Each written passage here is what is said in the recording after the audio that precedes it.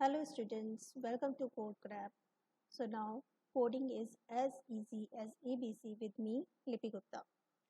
So today's topic is tokens in Python. So this is a very basic topic of Python and जो भी Python पढ़ रहा है उसको एटलीस्ट ये टॉपिक बहुत अच्छे से क्लियर होना चाहिए because this is a base. So tokens क्या होते हैं? सो टोकन्स को हम लेक्सिकल यूनिट्स भी बोलते हैं. So tokens are the smallest fractions in the Python program. ठीक है, या we can say that Python के अंदर टोकन्स क्या होते हैं? Tokens are basically the individual unit. Smallest individual unit of Python is token. आप इसको ऐसे देख सकते हो जैसे जब हम छोटे थे, so when we started English या हिंदी, तो we learned about the grammar of English and Hindi, right. तो देयर उस टाइम पे हम क्या करते थे कि जो हमारे टीचर थे वो हमें कैसे समझाते थे कि सबसे पहले अगर हम इंग्लिश की बात करते हैं तो इंग्लिश के अंदर कोई सेंटेंस भी उन्हें समझाना होता था तो उससे पहले भी वो हमें क्या बताते थे? नाउन क्या है, प्रोनाउन क्या है, एडवर्ब क्या है, वर्ब क्या है, पंक्चुएटर्स क्या है.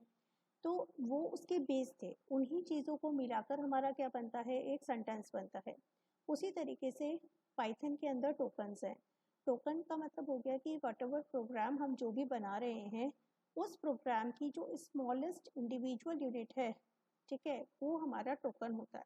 जैसे सपोज करिए अगर हम लिख रहे हैं ए प्लस बी, तो यहाँ पे हम क्या बोलेंगे कि ए और बी वेरिएबल्स हैं और प्लस क्या है? ऑपरेटर है. तो यहाँ पे हमने इन चीज़ों को क्या किया? सेपरेट करके बताया कि अलग अलग इंडिविजुअल यूनिट्स क्या है एक प्रोग्राम की, right. So we can say a token is a set of one or more characters having a meaning together. ठीक है, तो हमें कौन कौन से टॉपिक्स, कौन कौन से टोकन्स हमें कवर करने हैं इस वीडियो में? बेसिकली हमारे पास 5 टाइप्स के टोकन्स हैं: keywords, identifiers, literals, operators and punctuators. So in this video I will cover keywords, identifiers and literals, and in next video I will cover operators and punctuators. Okay, so the very first token is our keyword.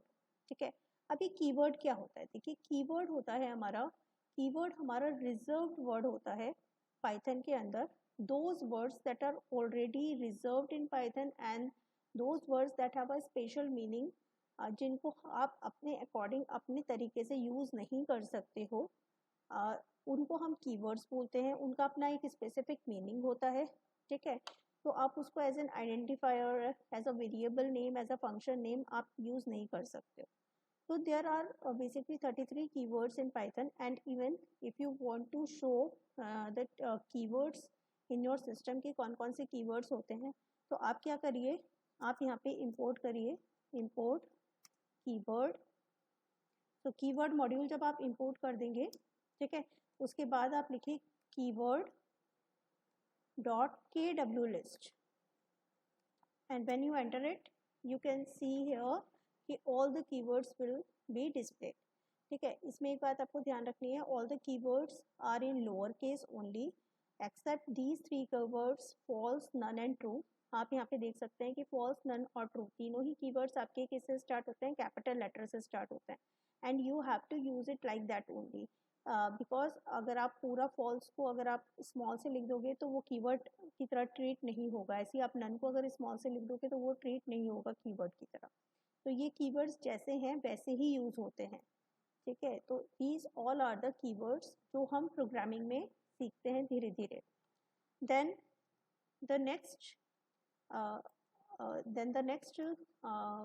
Token is your identifier. So what is identifier? Identifier is just like जैसे हम English में noun पढ़ते हैं, name, place, animal, thing, वैसे ही हमारा Python के अंदर identifier होता है. तो identifier is a name given to any class, any function और वेरिएबल.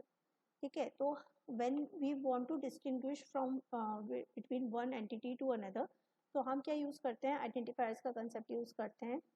तो आइडेंटिफायर को डिक्लेयर करने के there are some specific rules that we have to follow, नहीं तो वो आइडेंटिफायर डिक्लेयर नहीं होगा. So these are the rules that we will discuss one by one.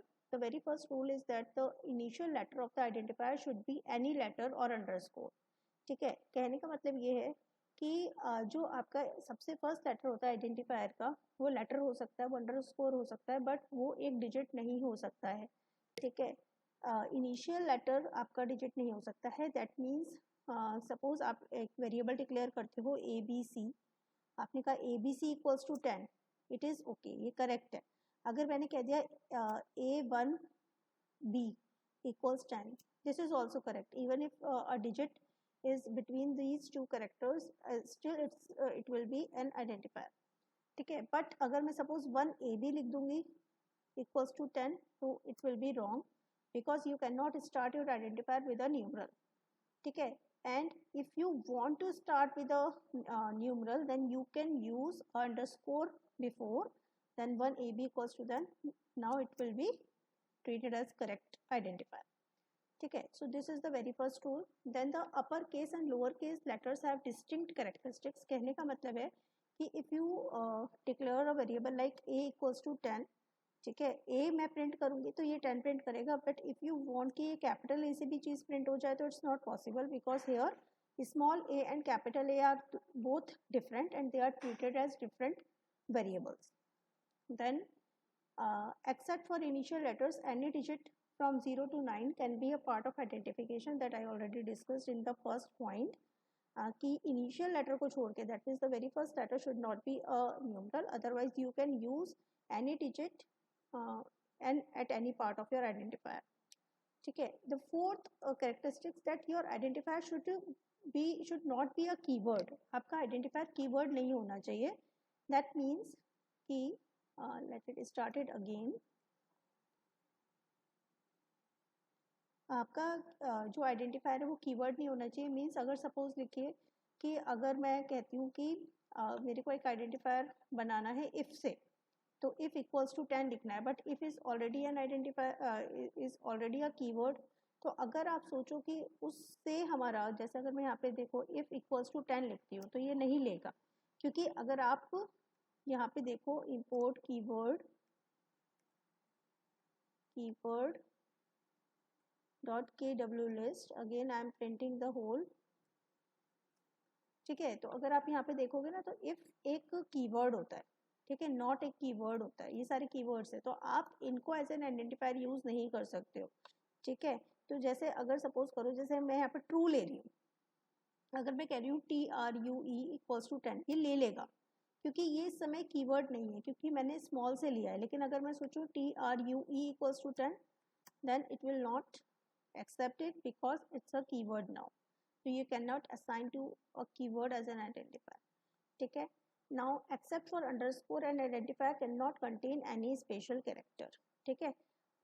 Underscore के अलावा कोई भी स्पेशल कैरेक्टर, जैसे मैंने कहा a underscore b equals to 10, it is correct, ठीक है। बट अगर मैं कहूँ a dot b equals to 10, it's not correct. तो एनी स्पेशल सिंबल, इधर it is dot or hash or dollar, you cannot use any of the special symbol here, right? So this is identifier, and the next one is your literal. So literals क्या होते हैं? Literals are basically literals आपके होते हैं जो आपके constants होते हैं, ठीक है। Literals are the constants values, fixed value, जो आपकी चीज़ें fixed हैं, ठीक है। जैसे आप यहाँ देखिए, मैंने अगर लिखा है ट्रू इक्वल्स टू 10, तो यहाँ पे ये जो 10 है ये कांस्टेंट वैल्यू है। अब ये किस तरीके की कांस्टेंट वैल्यू है? ये एक इंटीजर लिटरल है या एक इंटीजर कांस्टेंट है। तो लिटरल्स भी क्या होते हैं? आपके टोकन्स होते हैं। अब जो ये लिटरल्स होते हैं ये आपके किस किस टाइप के हो सकते हैं? It can be a string literal, numeric literal, Boolean literal, right. तो स्ट्रिंग लिटरल कैसे? अगर मैं सपोज यहाँ पे कहती हूँ AB इक्वल्स टू हेलो, तो ये आपका किस तरह का लिटरल बना है? कि स्ट्रिंग लिटरल बना, क्योंकि यहाँ पे मैंने स्ट्रिंग टाइप की वैल्यू दी है, ठीक है। सपोज मैंने a इक्वल्स टू 10 दिया, तो ये एक इंटीजर लिटरल बना है, ठीक है। और बुलियन लिटरल के अंदर आपके क्या आता है? True, false. तो अगर सपोज मैं कहती हूँ a इक्वल्स टू ट्रू, ठीक है, तो आप देखेंगे भी, तो अगर मैं टाइप ऑफ a करूँगी यहाँ पे, तो आप देख सकते हो कि इसको बुलियन टाइप मिला है। दैट मीन्स इसमें किस तरीके की वैल्यू स्टोर्ड है आपकी?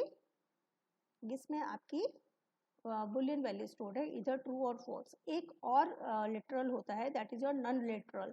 नन लिटरल के अंदर क्या होता है? व्हेन यू वांट, अगर आप चाहते हो किसी वेरिएबल में कोई भी वैल्यू असाइन ना हो, लेकिन आपको वो वेरिएबल भी डिक्लेयर करना है और आप उसमें कोई वैल्यू भी असाइन नहीं करना चाहते, तो आप उसमें ए इक्वल्स टू सपोज नन दे सकते हैं। आप देख सकते हैं कि नन यहाँ पे आपका कीवर्ड भी है। तो नन का मतलब होता है एब्सेंस ऑफ वैल्यू। तो जब आप इसमें ए प्रिंट करेंगे तो देखो कुछ नहीं प्रिंट हुआ, लेकिन अभी वैसे आप प्रिंट के साथ ए प्रिंट करेंगे तो आप देखेंगे कि यहाँ पे नन आ रहा है। दैट मीन्स इसमें वैल्यू तो है, लेकिन वैल्यू क्या है? नन है। None means absence of value. So ये अभी हमने तीन डिस्कस किए, हमने तीन टोकन्स डिस्कस किए आज। कौन कौन से डिस्कस किए हमने डिस्कस किया keyword, identifier and literal. And in my next video we will discuss about the operators and punctuators, because operators थोड़े से long हैं, it's a long topic, so I'll make a separate video for that. And for all, that's all for today. And please keep watching CodeCraft. Like, share, subscribe and comment on my video, and also tell me on what topics you want more videos. Thank you so much.